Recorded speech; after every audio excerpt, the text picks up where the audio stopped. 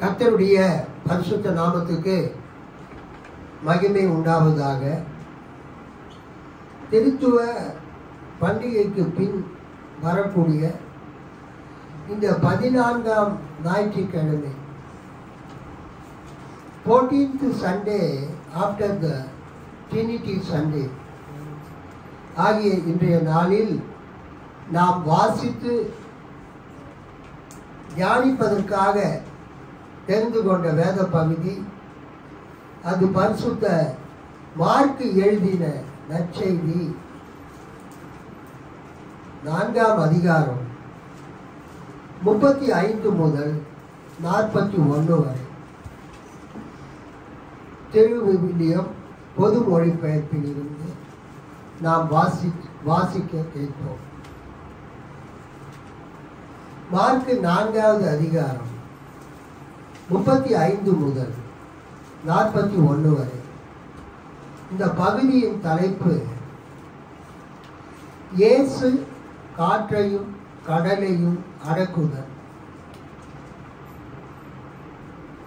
Jesus calms the wind and the sea. அன்றொரு நாள் மாலை நேரம் இயேசு சீடர்களை நோக்கி, அக்கரைக்கு செல்வோம் வாருங்கள் என்றார். அவர்கள் மக்கள் கூட்டத்தை அனுப்பிவிட்டு படகில் இருந்தவாறே அவரை கூட்டிச் சென்றார்கள். வேறு படகுகளும் அவருடன் சென்றன. அப்பொழுது ஒரு பெரும் புயல் அடித்தது. அலைகள் படகின் மேல் தொடர்ந்து மோத அது தண்ணீரால் நிரம்பிக் கொண்டிருந்தது. அவரோ படகின் பிற்பகுதியில் தலையணை வைத்து தூங்கிக் கொண்டிருந்தார்.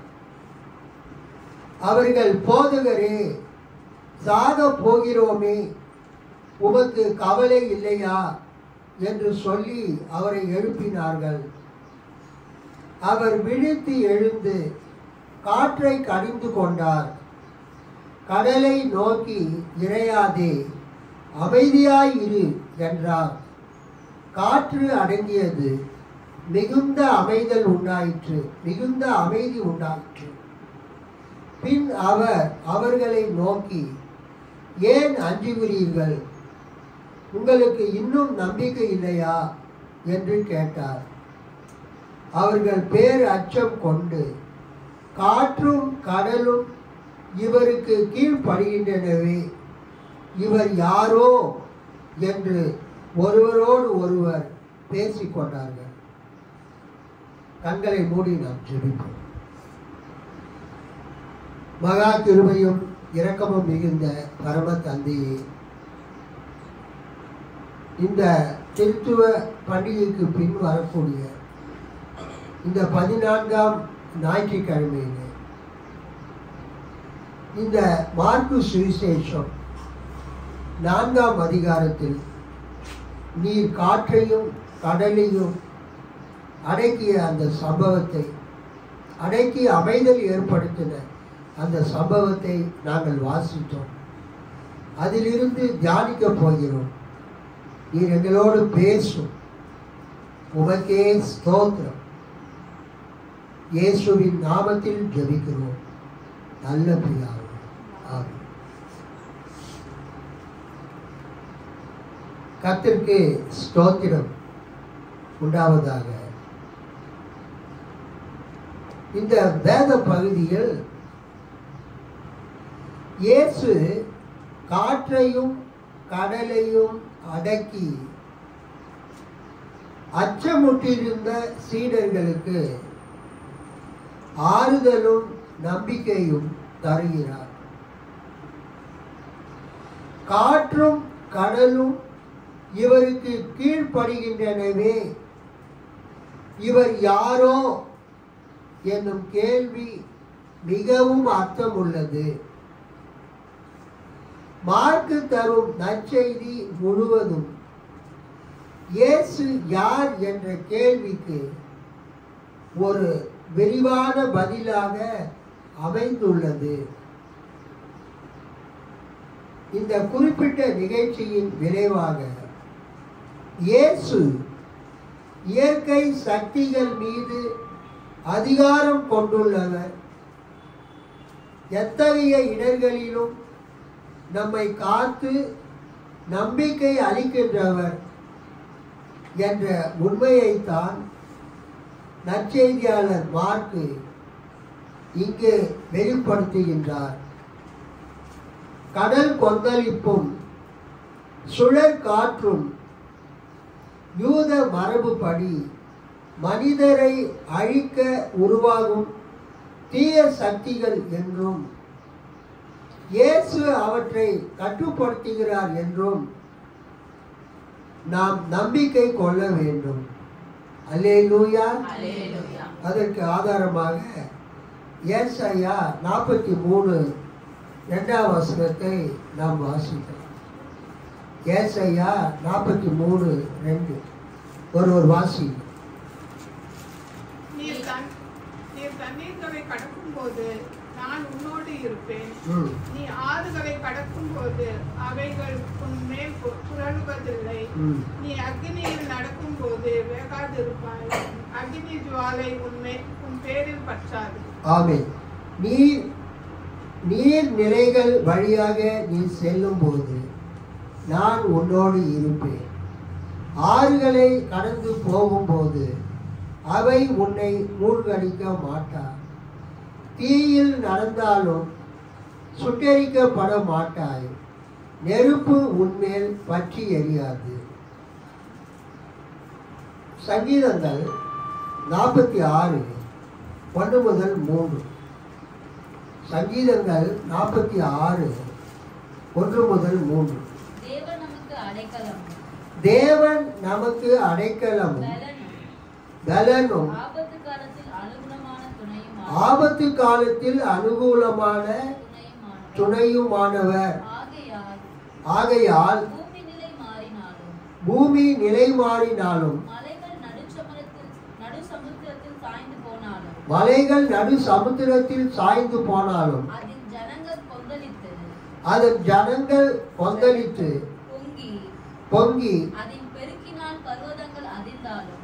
பெருக்கினால் பர்வதங்கள் அதிர்ந்தாலும் நாம் பயப்படும். கடவுள் நமக்கு அடைக்கலமும் ஆற்றலுமாய் உள்ளார். இடுக்கணுற்ற வேலைகளில் நமக்கு உற்ற துணையும் அவரே. ஆகையால் நிலவுலகம் நிலை குலைந்தாலும் மலைகள் ஆழ்கடலில் அதிர்ந்து நடுங்கினாலும் கடலின் அலைகள் கொந்தளித்து பொங்கினாலும் அவற்றின் பெருக்கால் குன்றுகள் அதிர்ந்து நடுங்கினாலும் எங்களுக்கு அச்சம் என்பதே இல்லை. இன்னொரு வசனம், அதே சங்கீதம் 65 5ஆம் வசனம். சங்கீதம் 65:5. பூமியின் கடையாந்திரங்களிலும் தூரமான சமுத்திரங்களிலும் உள்ளவர்கள் எல்லாரும் நம்பும் நம்பிக்கையாய் இருக்கிற எங்கள் ரட்சிப்பின் தேவனே, நீர் பயங்கரமான காரியங்களை செய்கிறதினால் எங்களுக்கு நீதியுள்ள உத்தரவு அருளுகிறீர். அஞ்சத்தகு செயல்களை நீர் புரிகின்றீர். எங்கள் மீட்பின் கடவுளே, உமது நீதியின் பொருட்டு எங்கள் மன்றாட்டுக்கு மறுமொழி பகர்கின்றீர். உலகின் கடை எல்லை வரை வாழ்வோர் அனைவருக்கும் தொலையில் உள்ள தீவுகளில் உள்ளோருக்கும் நம்பிக்கை நீரே. அல்லேலூயா. கர்த்தருக்கு ஸ்தோத்திரம். இன்றைக்கு நாம் வாசித்த இந்த வேத பகுதி, நற்செய்தி பகுதி, இயேசு காற்றையும் கடலையும் அடக்கினார் என்ற தலைப்பிலே நாம் தியானிக்க போகிறோம்.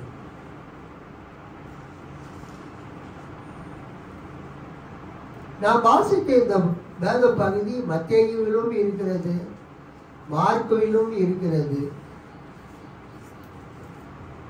லூக்காவிலும் வருகிறது. அல்லேலூயா. அல்லேலூயா. அந்த கலிலேய கடலிலே அந்த காற்றும் கடலும் கொந்தளித்து அந்த எழுந்த அலைகள் அந்த படகை நிரப்பி அதை அமிழச் செய்ய முயற்சி செய்த போது இயேசு படகிலே தலையணை வைத்து ஆழ்ந்த நித்திரை செய்து கொண்டிருக்கிறார். ஜீசஸ் வாஸ் ஸ்லீப்பிங்,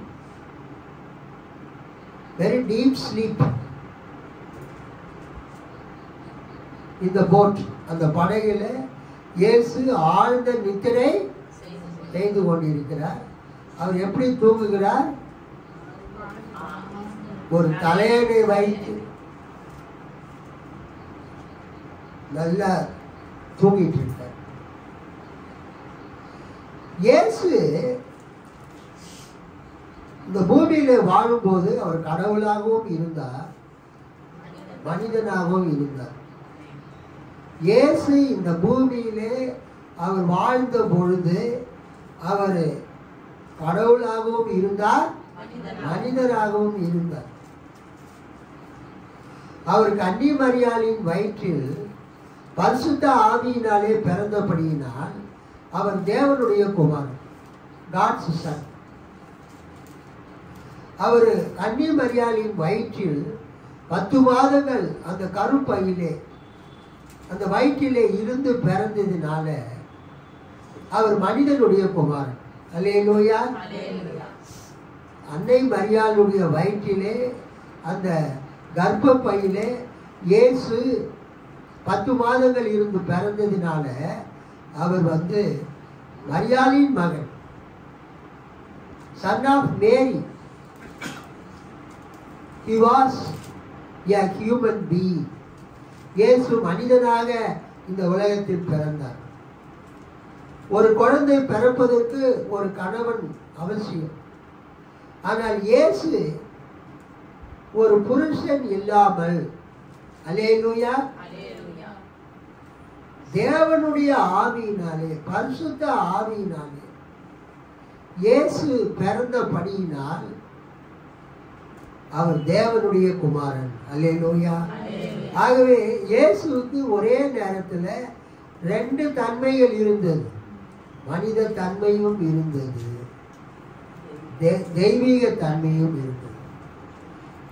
மனுஷ தன்மை இருந்ததுனால அவர் அந்த படகிலே படுத்து நித்திரை செய்தார். அவர் களைப்படைந்தவராய் அந்த படகிலே அவர்கள் பயணப்படும் பொழுது அவர் தலையணை வைத்து படுத்து அவர் நித்திரை செய்தார். அதே நேரத்தில் அவர் கடவுளாக இருந்தபடியினால் அந்த சீடர்கள் அவரை எழுப்பின பொழுது அவர் எழுந்து அந்த காற்றையும் கொந்தளிக்கிற கடலையும் அவர் அதட்டினார். மிகுந்த அமைதல் உண்டாயிற்று. அவரை பார்த்து, இவர் யாரோ, காற்றும் கடலும் இவருக்கு கீழ்ப்படுகின்றனவே என்று சொல்லி ஆச்சரியப்பட்டார். நாம் வாசித்த இந்த வேத பகுதியில மத்தேயு, மார்க்கு, லூக்காவில ஒரு இடத்துல அவங்க போதகரே நாங்கள் அவிழ்ந்து போகிறோமே என்று சொல்லுகிறார்கள். இன்னொரு இடத்துல ஆண்டவரே நாங்கள் அவிழ்ந்து போகிறோமே என்று சொல்லுகிறார்கள்.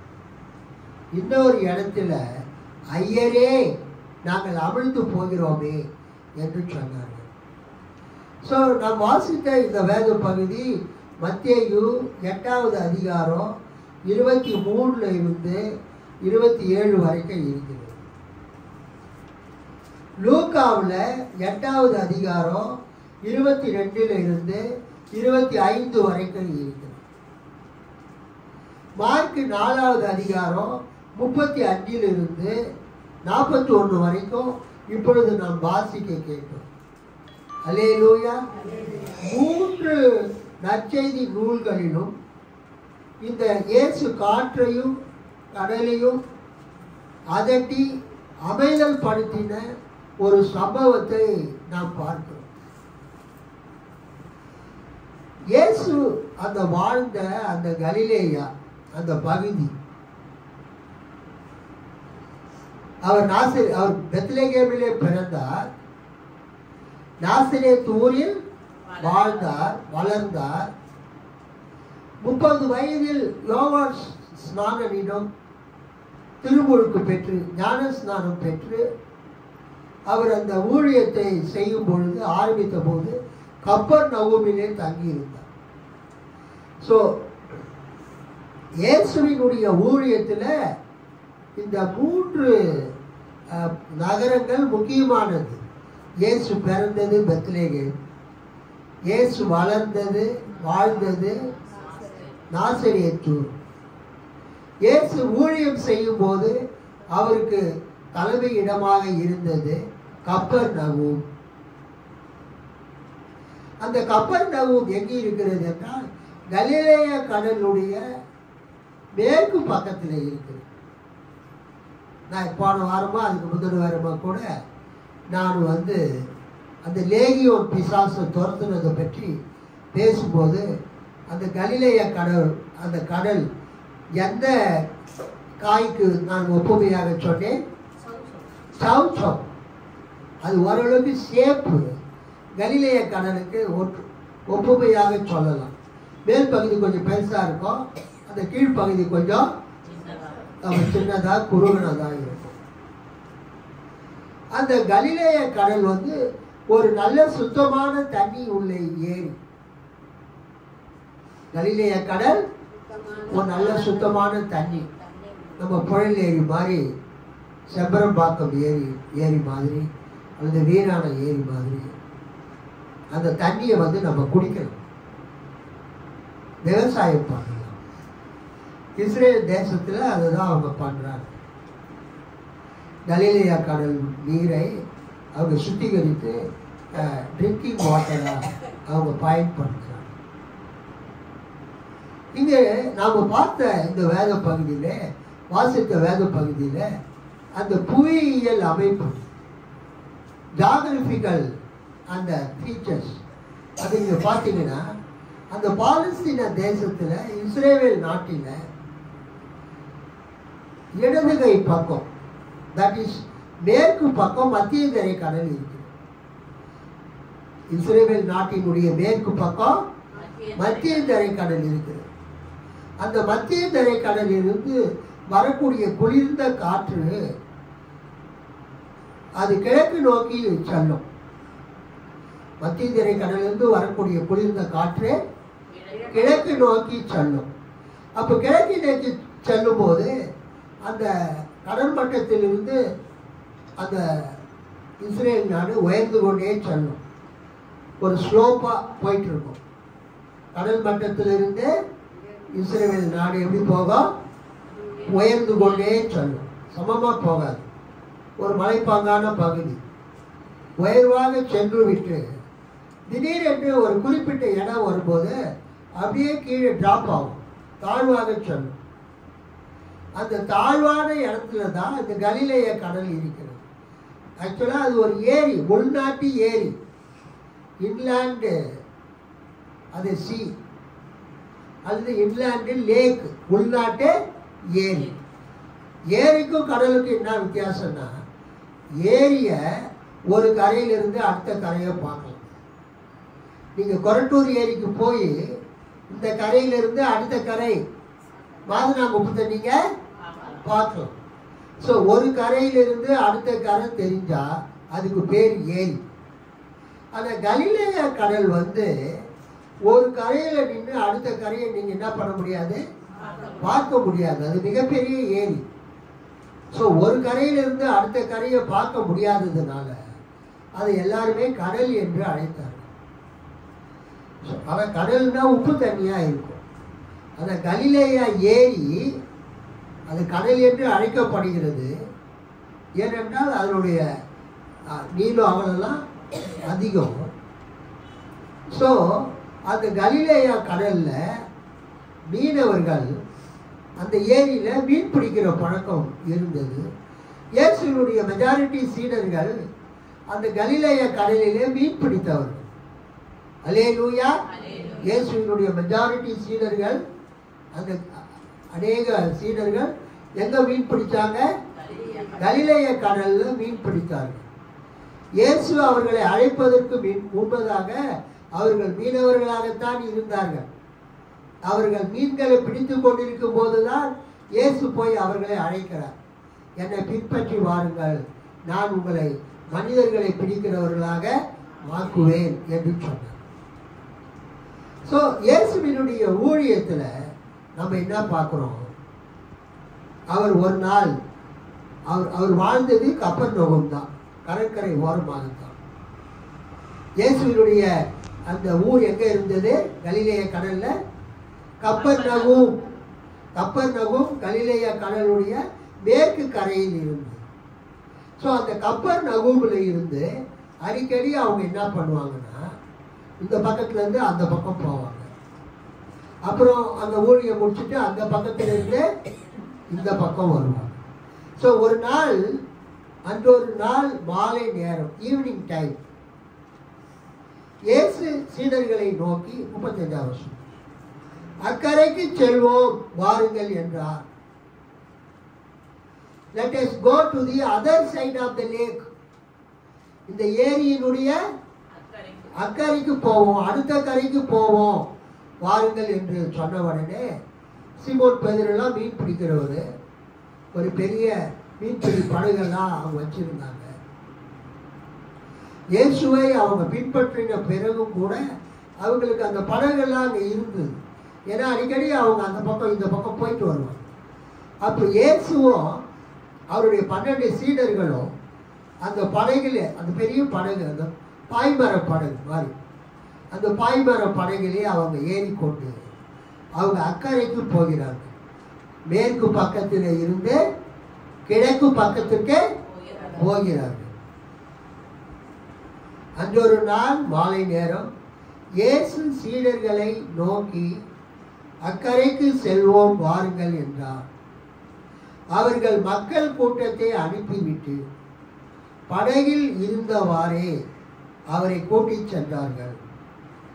வேறு படகுகளும் அவருடன் சென்றன. ஸோ இயேசு சென்ற படகு மட்டும் அல்ல, மற்ற படகுகளும் அவரோடு கூட இந்த பக்கத்திலிருந்து அந்த பக்கத்துக்கு சென்றன.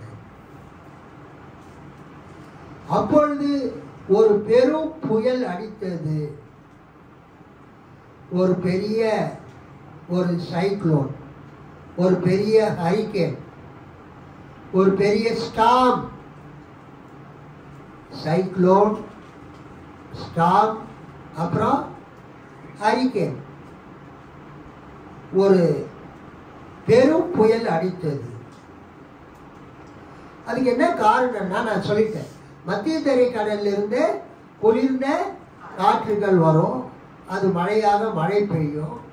அப்புறம் அதை தாண்டி அந்த காற்று போகும்போது மலைச்சரிவெல்லாம் தாண்டிட்டு திரும்ப கீழே இறங்கும்.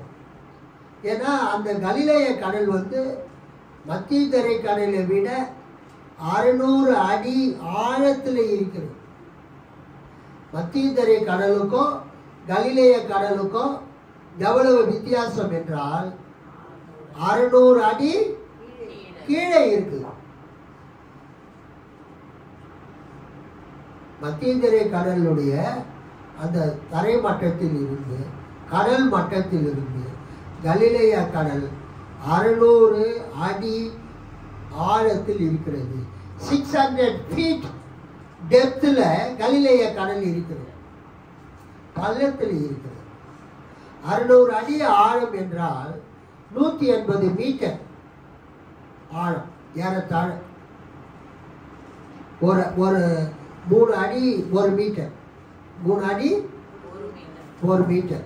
அப்ப எத்தனை அடி, எத்தனை மீட்டர் வருதுன்னா 180 மீட்டர். 180 மீட்டர் ஆழத்துல அந்த கலிலேய கடல் இருக்கிறது. கர்த்தருக்கு ஸ்தோத்திரம். இங்க நம்ம என்ன பார்க்கிறோம்,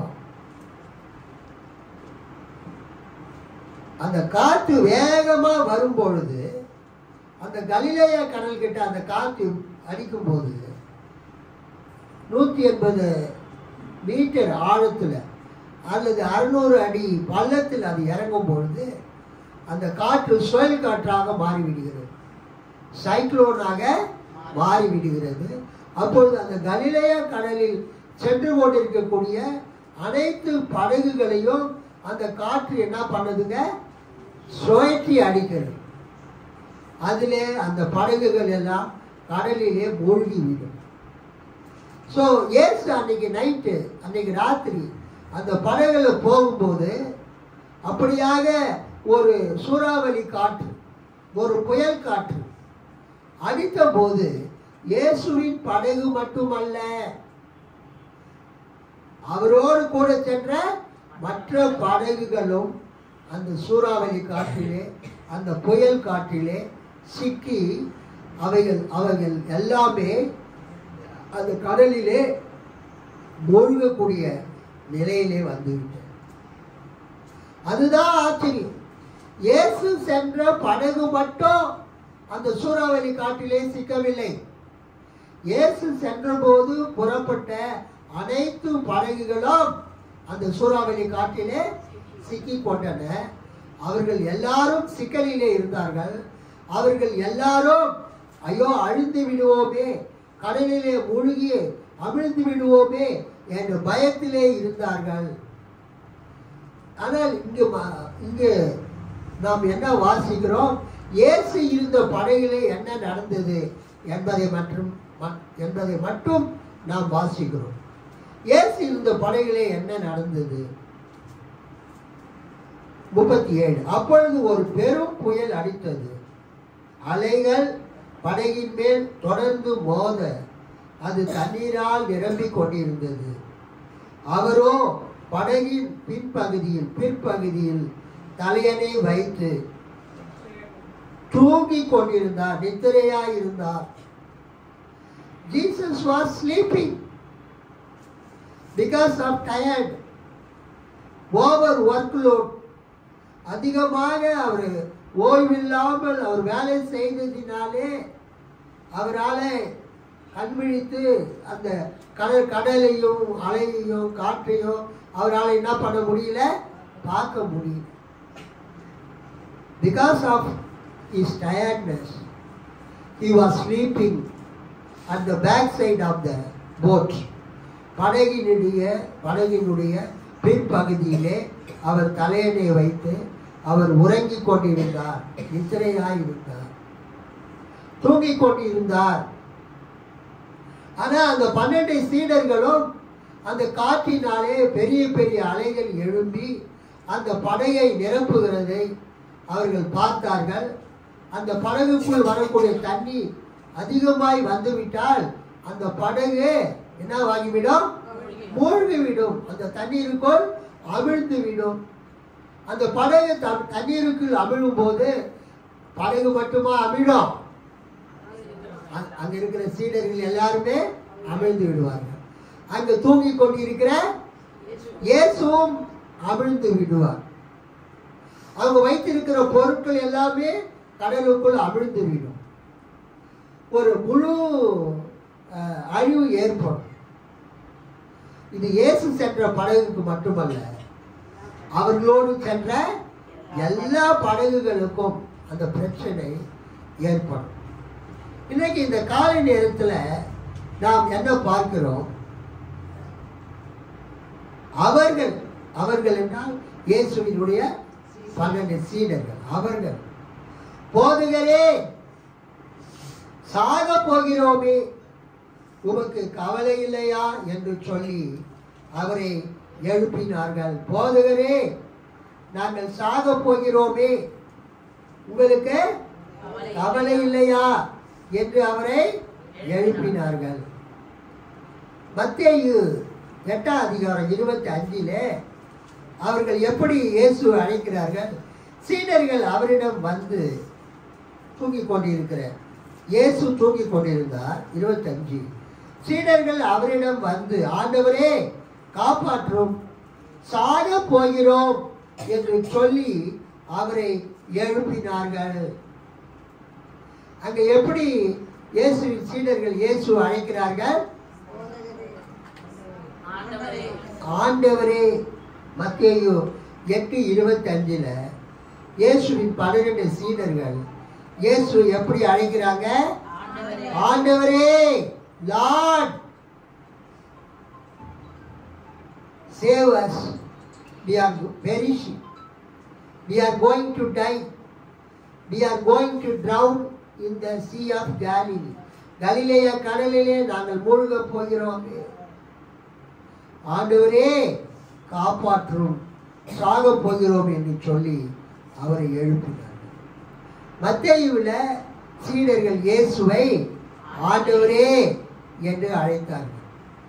மார்க் 4 அதிகாரத்தில் அவங்க எப்படி அழைக்கிறாங்க? அவர்கள் போதகரே, சாக போகிறோமே, உமக்கு கவலை இல்லையா என்று சொல்லி அவரை எழுப்பினார்கள்.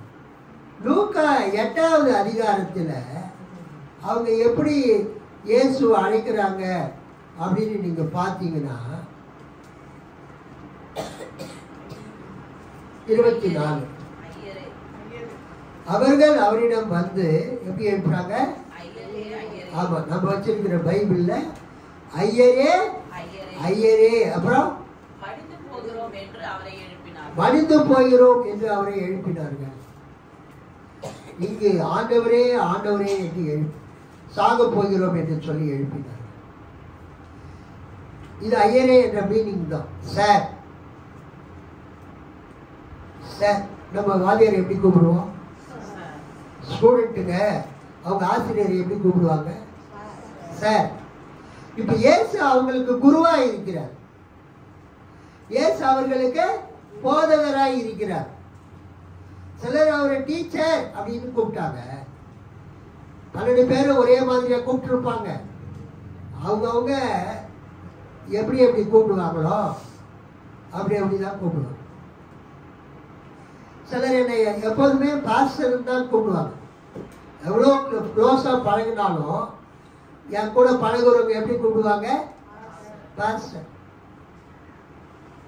ரூச்சல்லம்மா ஹஸ்பண்டு அவர் உயிராக இருக்கிற வரைக்கும் என்னை பாஸ்டர் கூப்பிடவே இல்லை. எப்படி கூப்பிடுவாருன்னா பிரதர். அவங்க வீட்டுக்கு வந்தோடனே கேட்பாராம், பிரதர் வந்தாரா இன்னைக்கு? என்னம்மா ஞாபகம் இருக்கா உங்களுக்கு? அவர் சாகிற வரைக்கும் என்னை பாஸ்டர் கூப்பிடவே இல்லை. அவரு என்னை பிரதர் தான் கூப்பிட்டார். ஸோ இயேசுவின் சீடர்களும் அப்படித்தான். எல்லாருமே ஆண்டவரேன்னு கூப்பிட்டாங்களா? எல்லாருமே போதகரேன்னு கூப்பிட்டாங்களா? எல்லாருமே ஐயரேன்னு கூப்பிட்டாங்களா? யார் யாரு எப்படி எப்படி இயேசு கிட்ட அவங்க நெருக்கமா பழகினாங்களோ அப்படிதான் என்ன பண்ணுவாங்க? கூப்பிடுவாங்க. அல்லேலூயா. நான் போன வாரம் கூட திலகராஜ் பிரதர் பற்றி நான் சொன்னேன். நான் திலகராஜ் பிரதரை ஆதியிலிருந்து இது வரைக்கும் பிரதர் தான் நான் கூப்பிடுவேன். ஆனால் அவர் என்னோட வயசுல பெரியவர், மிகப்பெரிய ஒரு ஒரு ஒரு அட்வொகேட். இப்போ எல்லார்கிட்டையும் நான் அறிமுகப்படுத்தும் போது திலகராஜ் ஐயா தான் அறிமுகப்படுத்துவேன். அவர்கிட்ட போங்க, ஜெசுடைய அப்பா கிட்டலாம் சொல்லும்போது நீங்கள் போய் திலகராஜ் ஐயாவை போய் பாருங்க. அவர்கிட்ட நான் பேசும்போது பிரதர் அப்படின்னு கூப்பிடுவேன். அதே மாதிரி இயேசு கிட்ட பேசுறவங்க அல்லேலூயா. அந்த 12 சீடர்களும் எல்லாரும் கோரஸா ஒரே மாதிரி குட் மார்னிங் டீச்சர். கிளாஸ்ல பசங்க சொல்லுவாங்கல்ல, good morning miss, good morning sir, அப்படி இல்லை. அவங்களுக்கு இயேசு எப்படி அவங்க பழகினாங்களோ அது மாதிரி இயேசு கூப்பிட ஆரம்பிச்சாங்க. சிலர் வந்து ஆண்டவரேன்னு கூப்பிட்டாங்க, சிலர் போதகரேன்னு கூப்பிட்டாங்க, சிலர் ஐயரே சார் அப்படின்னு கூப்பிட்டாங்க. எப்படி இருந்தாலும் நீங்க சாருன்னு கூப்பிட்டாலும் சரி, நீங்க போதகரேன்னு கூப்பிட்டாலும் சரி, நீங்க ஐயரேன்னு கூப்பிட்டாலும் சரி, உங்கள் ஜபத்தை கேட்கிறவராய் இயேசு.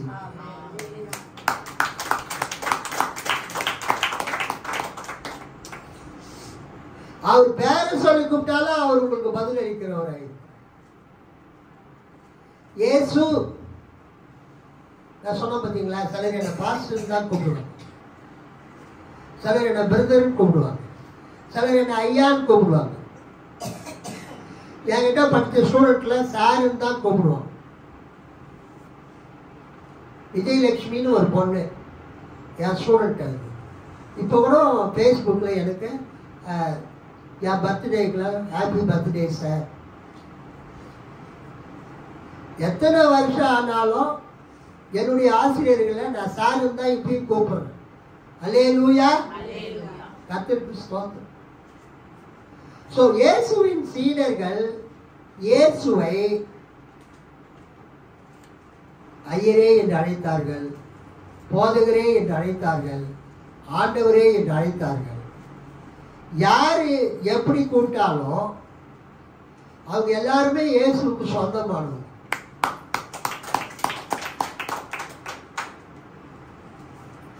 பிள்ளைகள் யாரும் இயேசுவை வந்து சாரோ ஆண்டவரேன்னு கூப்பிடுறது, அப்பான்னு தான் கூப்பிடுறாங்க. அல்லேலூயா. ஸோ நாம் எல்லாருமே கடவுளுக்கு பிள்ளைகள். We are all God's children. பரமண்டலங்களில் இருக்கிற எங்கள் பிதாவே, எங்கள் தகப்பனே, எங்கள் தந்தையே, பரம தந்தையே, Heavenly Father என்று நாம் அழைக்கிறோம். போதகரே, சாக போகிறோமே, உமக்கு கவலை இல்லையா என்று சொல்லி அவரை எழுப்பினார்கள். இவங்க மட்டுமா சாவாங்க? அந்த படகு மூழ்கினால் இயேசுவோ அந்த கடல்ல மூழ்கி சாகணும். அது அவங்களுக்கு தெரியல, நாங்கள் சாக போகிறோம். பல நேரங்களிலே நமக்கு பிரச்சனைகள் வரும்போது, கழுத்தை நெரிக்கிற பிரச்சனைகள் வரும்போது, பல நேரங்களிலே நமக்கு துன்பங்கள் வரும்போது நாம் என்ன செய்கிறோம்? ஆண்டவரே, நான் இவ்வளோ பிரச்சனையில இருக்கிறேன், நீர் அமைதியா இருக்கிறீரே, எதையும் செய்யாம இருக்கிறீரே, நீர் இருக்கிறீரா? இது எல்லாத்தையும் பார்த்துக்கிட்டு அமைதியா இருக்கிறீரா? எனக்கு எவ்வளவு துன்பங்கள் வருது, எனக்கு எவ்வளவு பிரச்சனைகள் வருகிறது, இது எல்லாம் நான் எப்படி சால்வ் பண்ண போறேன்? I don't know how to solve all my problems. தெரியல என் பிரச்சனையை நான் எப்படி தீர்க்க போறேன். ஆனா எனக்கு என் பிரச்சனையை நீ தீர்த்து வைக்கணும் என்று நாம் அவர்கிட்ட ஜெபிக்கணும்.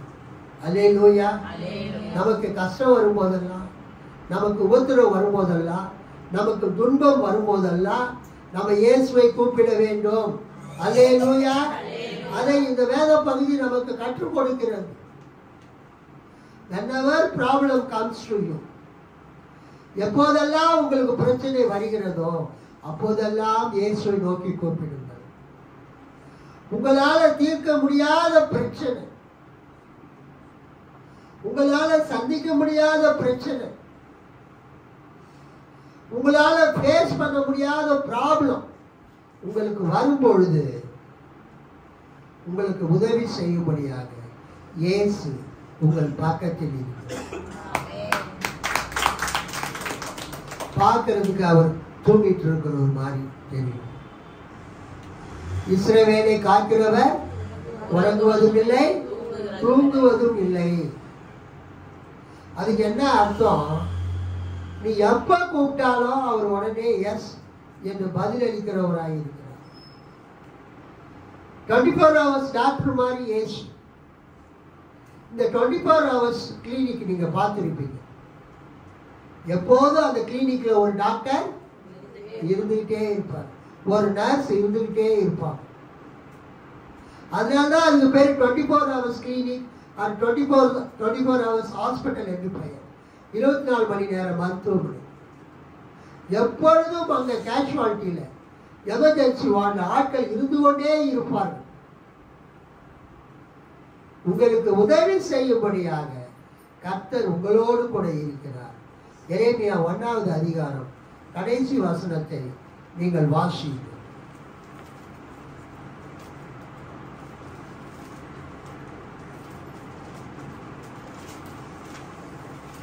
19 1:19.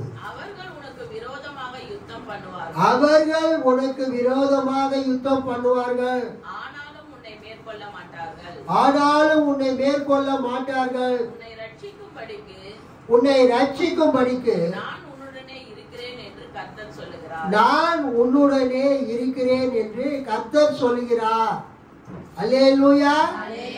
கர்த்தர் எரேமியாவுக்கு கொடுக்கிற வாக்குத்தத்தம் என்னவென்றால், உனக்கு பிரச்சனை வரும், உனக்கு போராட்டம் வரும், உனக்கு துன்பம் வரும். அவர்கள் உனக்கு எதிராக போராடுவார்கள், எனினும் உன்மேல் வெற்றி கொள்ள அவர்களால் இயலாது. ஏனெனில் உன்னை விடுவிக்க நான் முன்னோடி இருக்கிறேன் என்கிறார் ஆண்டவர். இன்றைக்கு இந்த காலை நேரத்தில் விசுவாசிகளுக்கு, இயேசுவை ஏற்றுக்கொண்ட பிள்ளைகளுக்கு, கிறிஸ்தவர்களுக்கு ஒவ்வொரு நாளும் ஒவ்வொரு விதமா பிரச்சனை வரும். சபை மக்களுக்கு சாத்தானால, உலக மக்களால, எதிரிகளால பல வகையான பிரச்சனைகள் வரும். ஆனா கர்த்தர் உங்களோடு இருக்கிறதுனால, கர்த்தர் உங்களுக்காக போராடி உங்களுக்கு ஜெயத்தை கொடுப்பார். அல்லேலூயா. கை தட்டி ஆண்டவரை மகிமைப்படுத்தும். உங்களுடைய தொழில்ல, உங்க வியாபாரத்துல, நீங்க வேலை செய்யற இடத்துல, நீங்க உங்களுடைய போக்கிலும் உங்கள் வரத்திலும் இருக்கிற இடத்திலும் உங்களுக்கு விரோதமாக வரக்கூடிய எல்லா பிரச்சனைகளில் இருந்தும் இயேசு உங்களுக்கு விடுதலை கொடுப்பார். அல்லேலூயா. அதைத்தான் நாம் பார்க்கிறோம். அந்த காற்றும், அந்த கடலும், காற்று வீசுகிறது, சூறாவளி காற்று, சுழல் காற்று சுற்றி சுற்றி அடிக்கிறது, சைக்ளோன் அடிக்க பயங்கர பலத்த வேகத்தோடு அடிக்கிறது, ஸ்டார்ம், புயல். எப்படிப்பட்ட புயல் வந்தாலும், எப்படிப்பட்ட சூறாவளி காற்று வந்தாலும், எவ்வளவுதான் உங்க மேல மோதி அடிச்சாலும், பயங்கரமான கடல் அலைகள் எழும்பி உங்கள் படகை நிரப்பினாலும் இயேசு உங்க கூட இருக்கிறார். அல்லேலூயா. கர்த்தர் உங்க கூட இருக்கிறார். போதகர் உங்கள் கூட இருக்கிறார். ஐயரே என்று சொல்லக்கூடிய அந்த சார், அந்த ஆசிரியர் ஆகிய இயேசு உங்க கூட இருக்கிறார். நீங்கள் தேவனுடைய பிள்ளைகள். இயேசுவை ஏற்றுக்கொண்டதினால் தேவன் உங்களை தமது பிள்ளைகளாக அங்கீகரித்து இருக்கிறார். உங்களை ரட்சிக்கும்படியாக இயேசு உங்களோடு இருக்கிறார்.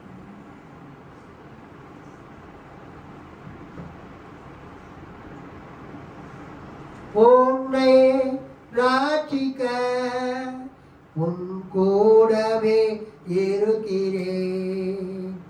உன்னை ரட்சிக்க உன் கூடவே இருக்கிறேன் என்று வாக்கு அளித்தவர் உன்னை காத்து வருகிறார். இந்த அருமையான நேரத்தில் இந்த காலம் பொல்லாததுன்னு ஒரு பழைய பாட்டு.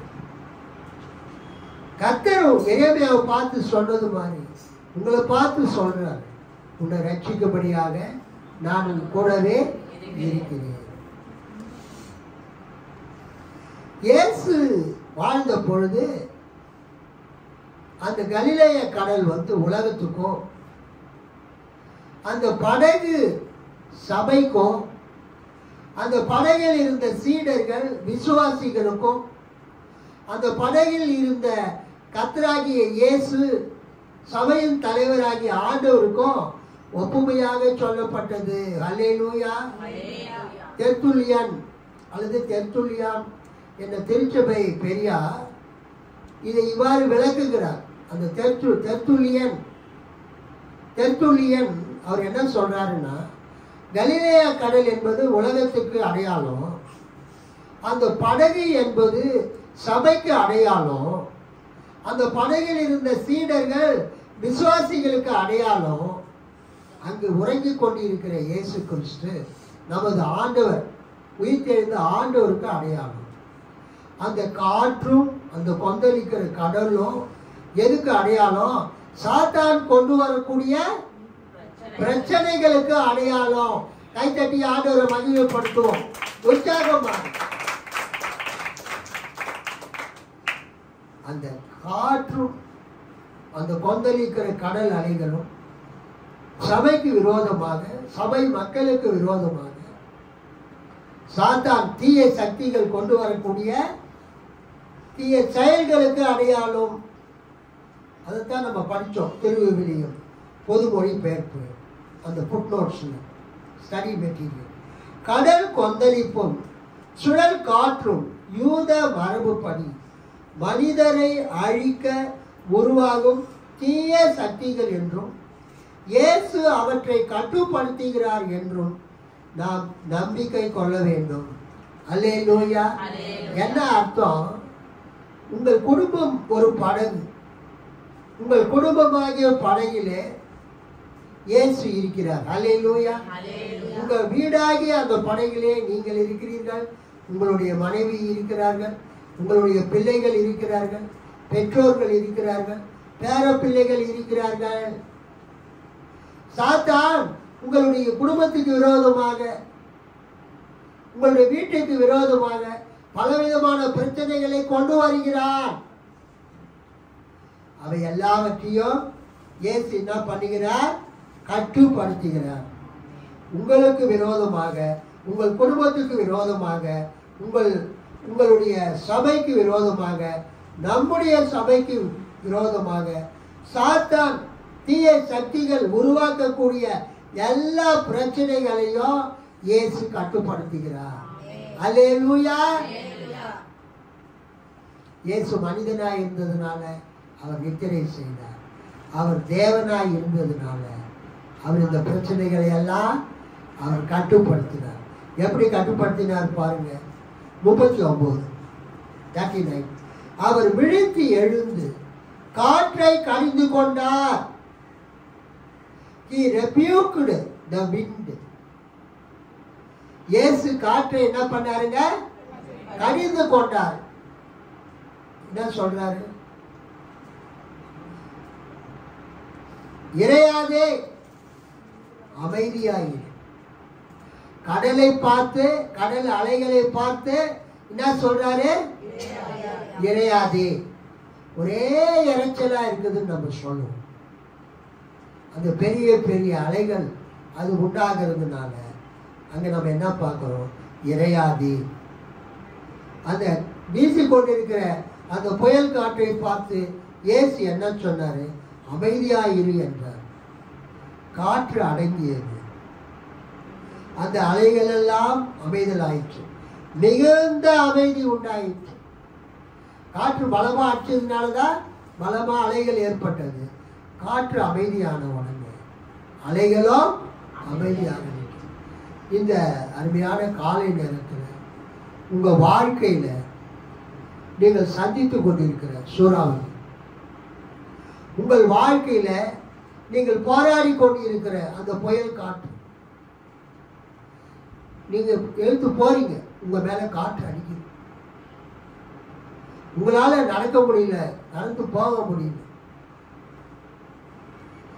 ஆடி மாத காற்று அடித்தால் அம்பியும் நகரும், அல்லது அம்பியும் பறக்கும், அம்பிக்கல்லும் பறக்கும். அதை நாங்கள் எக்ஸ்பீரியன்ஸ் பண்ணியிருக்கோம். அந்த கடற்கரையிலிருந்து காற்று வேகமாக வரும்போது நீங்க எதுக்கு நடந்து போனீங்கன்னா அந்த காற்று உங்களை என்ன பண்ணும்? தள்ளும். எஸ்பெஷலி சைக்கிள் ஓட்டிட்டு போறவங்க அதை அனுபவிச்சிருப்பாங்க. சைக்கிள் ஓட்டவே முடியாது, எதிர்காத்து அப்படியே நிறுத்திடும். அந்த அனுபவம் இருக்கா உங்களுக்கு?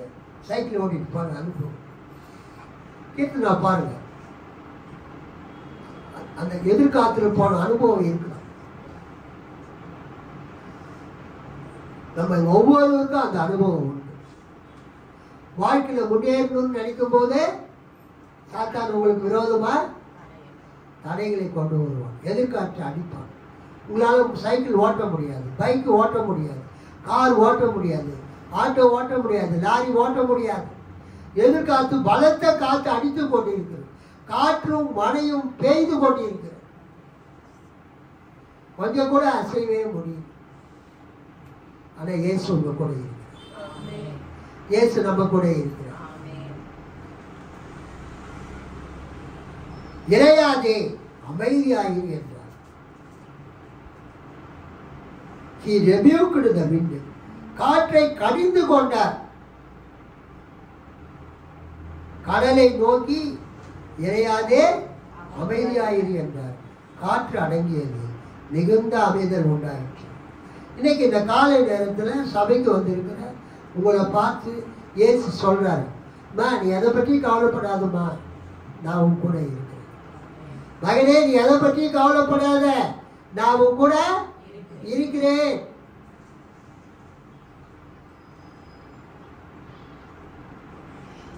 பின்பு மிகுந்த அமைதி உண்டாயிற்று. உங்கள் வாழ்க்கையில கூட மிகுந்த அமைதி உண்டாகும். இயேசு உங்க கூட இருக்கிறார். Jesus is with you. அவர் உங்களோடு கூட இருக்கிறார். மத்தேயு 28வது அதிகாரம் கடைசி வசனத்தை நீங்க பார்த்தீங்கன்னா எனக்கு ரொம்ப பிடிச்சமான வசனம். இதோ உலகத்தின் முடிவு பரியந்தம் சகல நாட்களிலும் நான் உங்களோடு கூட இருக்கிறேன். Lo, I am with you always, even to the end of the world, end of the ages. இந்த உலகம் முடிகிற வரைக்கும் நான் உங்க கூட இருக்கிறேன். இந்த வார்த்தையை only God can say. கடவுள் மட்டும்தான் இந்த வார்த்தையை சொல்ல முடியும். உலகம் முடிகிற வரைக்கும் நான் மக்களாகி உங்க கூட இருக்கிறேன், சபையாகி உங்க கூட இருக்கிறேன் என்பதை இயேசு மட்டும்தான் சொல்ல முடியும். ஆனா உலகத்துல கிபி 30வது வருஷம் கிறிஸ்துவ சபை ஆரம்பித்து 2025வது வருடம் வரைக்கும் பாலஸ்தீனத்துல உலகத்தின் பழமையான சபைகள் பாலஸ்தீனத்தில் இருக்கிறது. அல்லேலூயா. பெத்லகேமில் இருக்கிறது, நாசரேத்தில் இருக்கிறது, எப்ரோனில் இருக்கிறது, இன்னும் பல இடங்களில் மேற்கு கரையில் இருக்கிறது. உலகத்தின் பழமையான 3வது தேவாலயம் காசாவில் இருந்தது. அதெல்லாம் இஸ்ரேல் அழித்து விட்டது. இஸ்ரேல் நேரடியாகவே கிறிஸ்துவ சபைகளை பாலஸ்தீனத்திலே மேற்கு கரையிலே காசாவிலே அழித்து கொண்டிருக்கிறது. அதை என்னாலாம் பார்த்துட்டு நிம்மதியாகவே இருக்க முடியல. அதனாலதான் நம்ம பாலஸ்தீனியர்களுக்காக ஜெபிக்கிறோம். அல்லேலூயா. அவர்களுக்கு ஒரு தனி நாட்டை ஆண்டவர் ஏற்படுத்தி கொடுக்க வேண்டும். உலக நாடுகள் அந்த நாடுகளை அங்கீகரிக்க வேண்டும். அங்க இருக்கிற மக்களுக்கு கர்த்தர் விடுதலை கொடுக்க வேண்டும். இஸ்ரேல் திருந்த வேண்டும். அமெரிக்கா திருந்த வேண்டும். அமெரிக்காவில் இருக்கிற இவாஞ்சலிக்கல் கிறிஸ்டியன்ஸ் திருந்த வேண்டும். இஸ்ரேலை ஆதரிக்கக்கூடிய கிறிஸ்தவங்க, சியோனிச கிறிஸ்தவர்கள், கிறிஸ்டியன் ஜயானிஸ்ட் திருந்த வேண்டும். அவங்க சபைக்கு சப்போர்ட் பண்ணி ஜெபிக்க வேண்டும். அல்லேலூயா. யூதர்கள் வேற, கிறிஸ்தவங்க வேற. பழைய ஏற்பாட்டிலே யூதர்கள் தேவனுடைய மக்கள், பீப்புள் ஆஃப் காட். புதிய ஏற்பாட்டிலே கிறிஸ்துவர்கள், கிறிஸ்துவ சபைகள் தான் புதிய தேவனுடைய ஜனங்கள். Church is the new people of God. Church is the new people of God.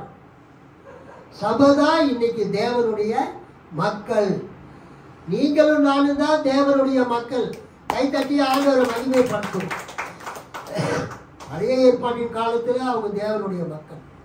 ஆனா இன்னைக்கு புதிய ஏற்பாட்டின் காலத்தில் நியூ இஸ்ரேல், புதிய இஸ்ரேல் யார் என்றால் அது கிறிஸ்துவ சபை.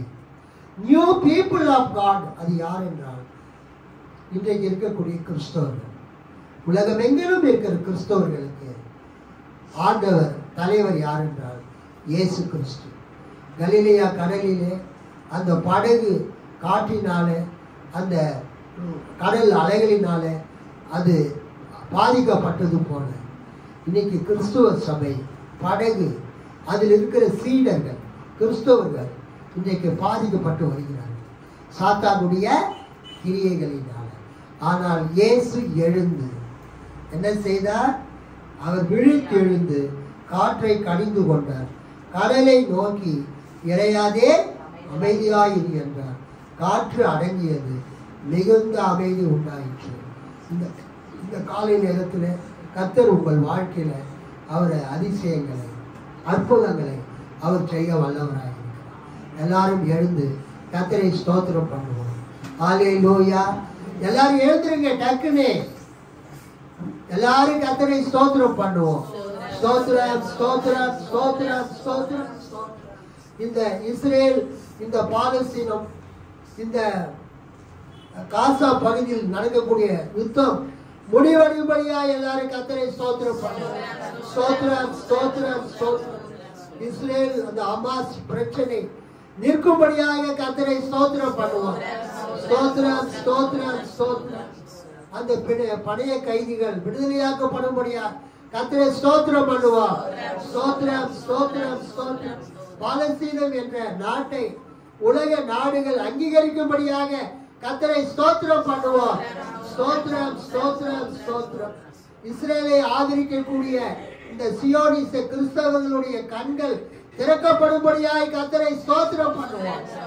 ஸ்தோத்திரம் ஸ்தோத்திரம் ஸ்தோத்திரம். இஸ்ரேலிலே, பாலஸ்தீனத்திலே, காசாவிலே பாதிக்கப்பட்ட கிறிஸ்தவர்களுக்கு கர்த்தர் உதவி செய்யும்படியாக கர்த்தரை ஸ்தோத்திரம் பண்ணுவோம். காற்றையும் கடலையும் கர்த்தர் நிறுத்தி அமைதல் ஏற்படுத்த போவதற்காக எல்லாரும் கைகளை தட்டி கர்த்தரை ஸ்தோத்திரம் பண்ணுவோம். ஹல்லேலூயா ஹல்லேலூயா ஹல்லேலூயா. Praise the Lord.